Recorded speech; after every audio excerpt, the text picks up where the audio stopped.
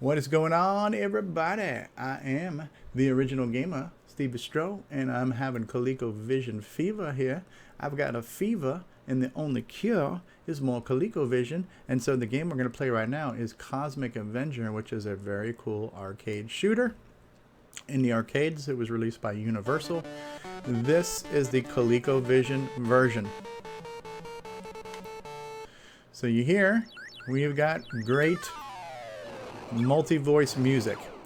We've also got the ability to shoot things, the ability to shoot bombs on things. There are rockets that launch up at us, and there's a radar that shows you what's on the screen, and there's levels you got to get through. There are some rockets that are vertical. This one's a heat-seeking missile, it seems like. And oh, I knew that was about to happen. Yeah. So this game used to frustrate the heck out of me. I think we had about 4 games on our ColecoVision. So we had Donkey Kong that came with it. We had Zaxxon, another great arcade port. We had this one, and I think we had Venture. I struggled with this one as a kid because I liked arcade shooters. Don't get me wrong. I played Space Invaders. I played Galaga. But this game, between the fact that it was just a slightly challenging game in general, and then having to deal with some of the minutiae of the ColecoVision controller, I had a love-hate relationship with the ColecoVision version of this game, and it really leaned more towards hate than it did love, because I found it to be very difficult to deal with. So this guy here, can I drop a bomb on your butt? There's just so much crap on the screen, you know?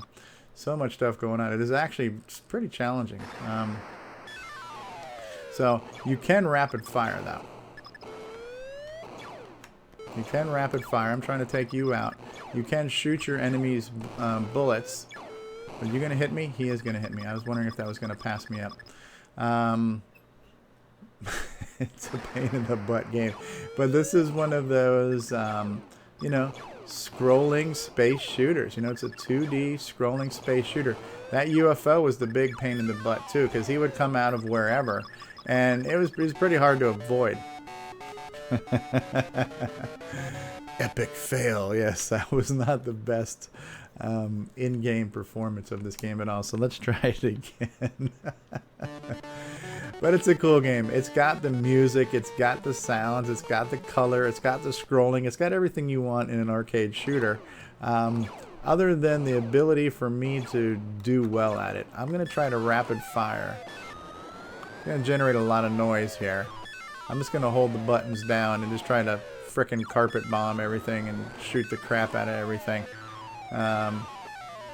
It's the UFO you got to look out for. So I see the UFO in my radar. That's the one nice thing about that radar.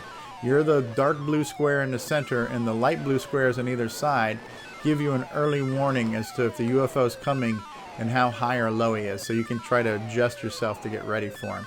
So that's a little bit of a help to you. So I think the fact that I'm using... and that beam of light I just crossed, I think that's supposed to trigger something too. I think that actually triggers another UFO, if I'm not mistaken. Alright, this one was a pain because these guys here tried to home in on you. Gotcha, sucker. Now him I think I can get. So yeah, the UFOs were a major pain. Pain in the arse. Can I get you? Oh, dude. Very unforgiving. I'd like to make it to a new level of the game. So I'm going to keep my bullets on rapid fire, and then I'll just drop a bomb occasionally. Oh, he shot me from behind, too. That a-hole. A-hole of a UFO, man. Not digging that at all. Stupid. And I swear to God, I hate these damn ColecoVision controllers. It was a cool console, but these controllers were the worst. Oh my God. For playing an arcade game, they're the most un-arcade-like, the most unergonomic things in the world. I'm holding a trigger in with my pointer finger that's wrapped around this thing. It's just not designed for humans, man. Maybe a chimpanzee with longer fingers and 4 times the strength of a human is probably a better candidate for this. But I'm struggling. Oh, yes. Okay, so I've made it to a new area, finally. Okay, this is cool. Okay, this is underwater. I'm underwater because they're kind of like bobbing a little bit, right? Okay, that's kind of cool. Now, this game reminds me of Scramble, but you're not dealing with fuel, right? Some of these things here are shooting at me. Ah, crashed. I think there are checkpoints at some point in time if you make it to a certain area. Yeah, okay, so yeah, I have at least started over in the underwater section, so that's kind of cool. So now you've got depth charges coming down at you. So you've got shots from above. You've got these like submarines or missile-looking things here that are shooting at you. Obviously, there's things on the bottom you can bomb to for points. The things on the bottom don't really seem to be posing any threat to me. These missiles here are a threat. Missile launchers give you more points too. The more crap you can blow up, the more points you get, right? It's all about the points. I dodged that bullet, literally. Oh yeah, so this exploding things here, yeah, so this crap to blow up. Alright, so I finally made it to at least a third area of the game, so I don't feel like a complete and utter loser. Okay, now I'm leaving the water and I'm going back into space. So that's kind of cool that you change environments, you know. Those missiles there that are pointing that way, they will launch behind you and chase you down like heat-seeking missiles. Here's a UFO. I saw him on my radar. Staying high, trying to get you, bro. Okay, he will also, again, shoot me from behind. He's coming back from behind, too. That sneaky little booger, man. Totally not feeling that UFO. Not feeling you, bro. You can speed yourself up, right? So you can push yourself forward and speed things up a little bit. And sometimes that works against you because then it's harder to steer, right? So, harder to avoid things, too. So here's a heat-seeking missile. UFO, got you, thank God. And I actually outran the missile. So I'm just going to try to bomb some crap. I'm just going to just hold it down, rapid fire, rapid bomb. Let's see what the heck happens here. Let's see what happens. Okay, another one of these rounds now, right? So this is the tank round, I'll call it. These things here that shoot crap at you. They're actually, if you can really have some patience and time your shots, these things aren't that terrible.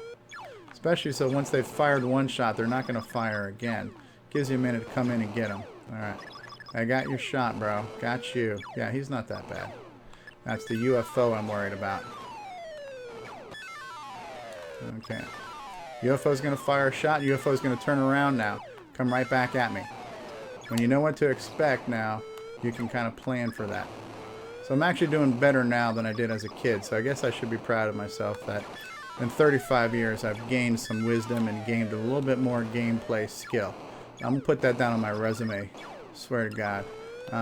Yeah, so what's going to happen? Okay, so we got water. So it's looking like these are the levels. These are the 3 levels, right? You're bombing the city. You've then got the raid of tanks or whatever the heck those things are. And then you've got a water level. Obviously, now it gets faster and more densely populated. So it's moving quicker. There's a lot more crap in here to deal with. But I think we've seen it. I think we've seen this game now. I think we've seen all it has to offer. And I don't mean that in a bad way. But it's cool, though.